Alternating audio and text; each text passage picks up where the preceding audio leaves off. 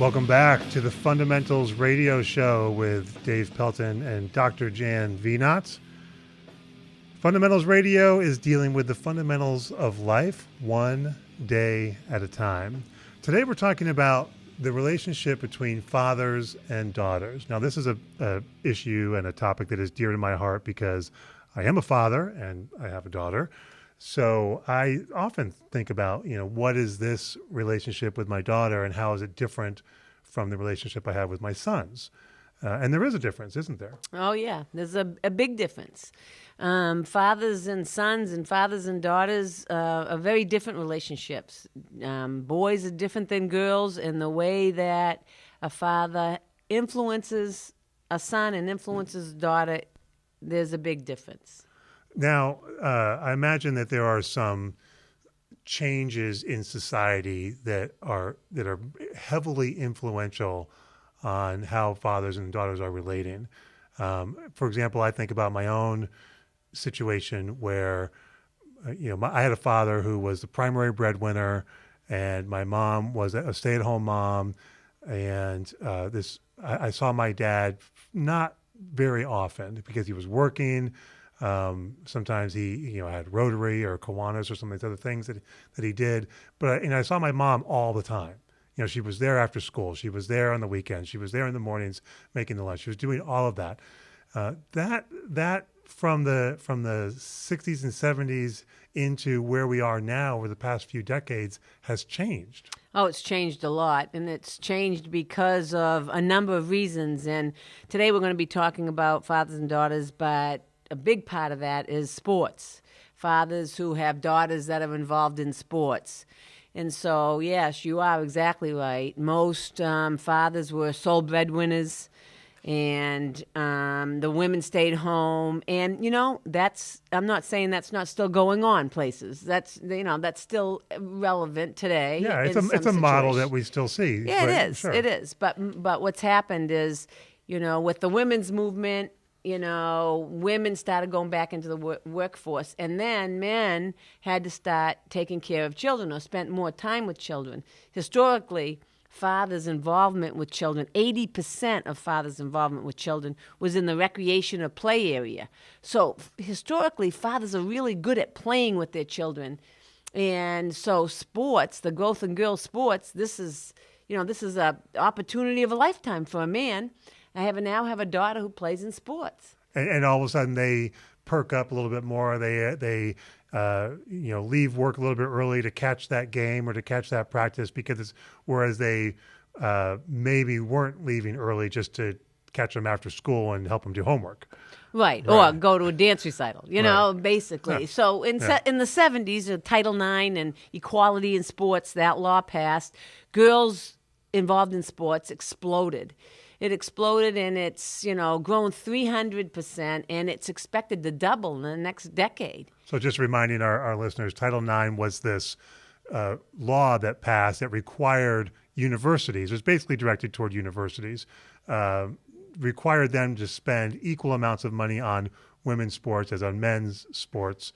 And so we saw some men's sports, we saw a decrease in some funding, and some varsity sports on the men's side became club sports, actually, and then a lot of women's sports that maybe were club sports became varsity sports, and scholarship money increased, and all of this stuff changed in the 70s. Well, and men's sports didn't necessarily decrease. They just offered more women's sports, and they put more money into women's sports to make them equal. They weren't equal. Right. So it's not necessarily, and nobody took anything away from men, but there was an equality that was required. And what happened was, so more girls were growing up and being involved in sports, more women were going into the workforce, more men were involved in the direct care of children. Now, the direct care of children is what you talked about with your mother. She's there every day. She's after school, making dinners, helping with homework, doing laundry. That's direct care. Well, men weren't doing that, but now they're doing that. And so I've been coaching 25 years, and I've seen a huge change in the way fathers and daughters relate. And at the beginning when I was first coaching, there were no men involved in our sports or our gyms. And then all of a sudden, men started dropping their daughters off, and then men started, watching them practice, picking them up, bringing them, picking them up, watching them practice. And then all of a sudden, I noticed that men are in the stands, and they're correcting their daughters, shoot the ball. And I'm looking over my shoulder going, what the hell, who's that?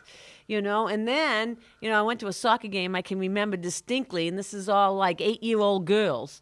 And it's some like youth soccer game.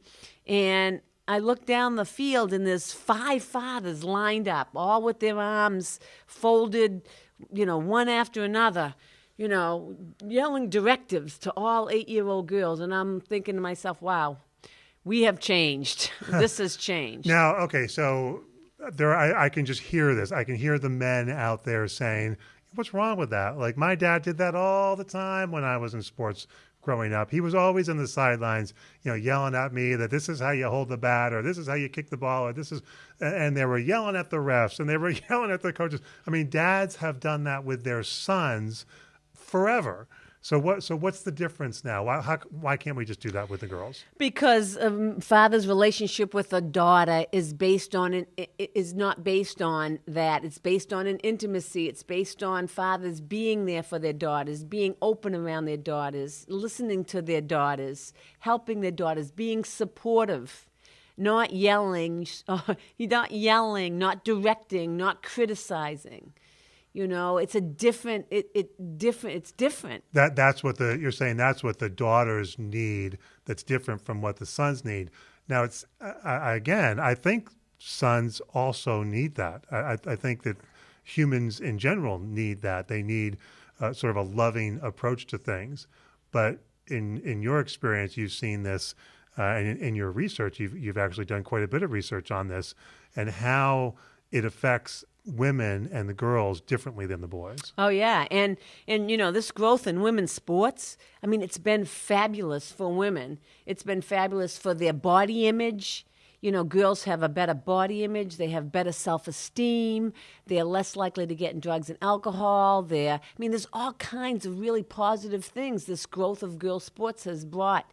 But what's happened is that, while that's going on, and you have fathers who are now, criticizing, who are correcting, criticizing, yelling, having this anger, it's kind of having a negative effect on all this positive that the sports have brought in. Now, the fathers think that they're doing a lot of good. They think that they're being supportive of their daughters by showing up, by taking an interest in their sport. I know for a fact that there are dads who played football in high school and maybe even in college, and they ended up with 3 daughters and no sons. And so they do take an interest in their daughter's sports. And even though the daughter is playing volleyball and soccer, they feel like they're being supportive because they're showing up. Right. And showing up is good. Being supportive is great. But what you have is a lot of men that they played these sports. They played these sports when they were younger, and they know how these girls should be playing. Their perception of what these girls should be doing, and the worst case scenario is the father was a wannabe athlete. And now they've got this girl athlete, and they're going to live their life through their daughter, their athletic life, or relive their athletic life through their daughter. And, and it's not going to happen. Now, that happens with sons, too, I have to point out. Yeah. But it also, as I think we see quite a bit, it leads to burnout with boys and girls both if the parents are too dominating and pushing too hard. It's an interesting. I saw this. I have a gym that I go to, and there's a soccer field right next to the gym with a little track around it. And I just went in the other day, and there was on my way in, I saw a father and a daughter. She had to have been somewhere around 8 or 9 years old. And the mom was there carrying some equipment. They were walking out to the soccer field, and I thought, this is it's kind of cute. The dad's out there going to help the daughter do a little coaching, and they were all happy and they were all having fun. I went into the gym. I came out an hour later, and the scene was completely different. The girl was crying. The dad was storming off to the car. The mom was like trying to carry the water bottle and the soccer ball and the equipment and the chair and the cleats and stuff, and comfort the girl at the same time.